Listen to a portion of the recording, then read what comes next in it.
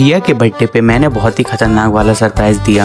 आज मेरे 34 days change का डे 33 होता है, तो सोकर उठकर मैं सीधे स्नान करने के लिए चले जाता हूँ। स्नान करके वापस आकर अपने शरीफ वस्त्र पहनकर पूजा कर लेता हूँ। पूजा करने के बाद भगवत गीता को प्रणाम करके 16वें अध्याय का अध्ययन करना आरंभ कर देता हूँ। अध्ययन करने के बाद आज ही मेरा 16वां अध्याय पूर्ण हो जाता है। अब से 2 ही अध्याय बचे हैं अध्ययन करने के लिए। आज भैया का जन्मदिन होता है, इसलिए घर पर 4 भी आई होती है और आते ही चीज खाने की डिमांड करने लगती है, इसलिए इसको लेकर मैं दुकान पे आया हूँ। दुकान पे से ये बहुत बेकार सी चीज ले लेती है जिसमें रंग बिरंगी गोलियां होती है। शाम के समय पर पैसे मिल जाते हैं दही लाने के लिए, इसलिए गज्जू की धन्नू उठाकर मैं सीधे दही वालों की दुकान पर पहुंचता हूँ। वहां से दही ले लेता हूँ। दही लेकर मैं वापस घर पे आ जाता हूँ। आज भैया का जन्मदिन होता है, इसलिए सूखे आलू की सब्जी और छोले की सब्जी बनी होती है और रात होते ही डमरू घर पर आ जाती है। मैं थोड़ी देर तक डमरू के साथ खेलता हूँ। जब भोजन बनकर तैयार हो जाता है तो सबसे पहले भगवान जी को भोग लगाने के बाद फिर सबसे पहले चारबी भोजन ग्रहण करती हैं। चारबी की भोजन ग्रहण करने के बाद मुझे भी जोरों की भूख लग रही होती है, इसलिए मैं अपने लिए भी भोजन ले आता हूँ। फिर आराम से बैठकर मैं भी भोजन करता हूँ। और रात के समय पर भैया जब अपने ऑफिस से वापस आ जाते हैं तो दादी जी उनका सबसे पहले तिलक कर देती हैं। तिलक करने के बाद भैया केक को कट कर देते हैं। भैया सुबह ऑफिस जल्दी चले गए थे, इसलिए मैं बर्थडे विश नहीं कर पाया। केक कट चुका होता तो सबसे पहले मैं भैया को केक खिलाता हूँ। मैं केक खिला देता हूँ। फिर उसके बाद मेरे दूसरे भैया आते हैं जो सबसे पहले खुद केक खाते हैं, फिर उसके बाद भैया को केक खिलाते हैं। बहुत अच्छे तरीके से भैया का बर्थडे सेलिब्रेट हो जाता है। लेकिन दुख की बात यह है कि मैं भैया को कोई बर्थडे गिफ्ट नहीं दे पाया। अगले साल भैया को अच्छा गिफ्ट देने की कोशिश करूंगा। 22 अगस्त को वैसे मेरा भी जन्मदिन है। राधे राधे।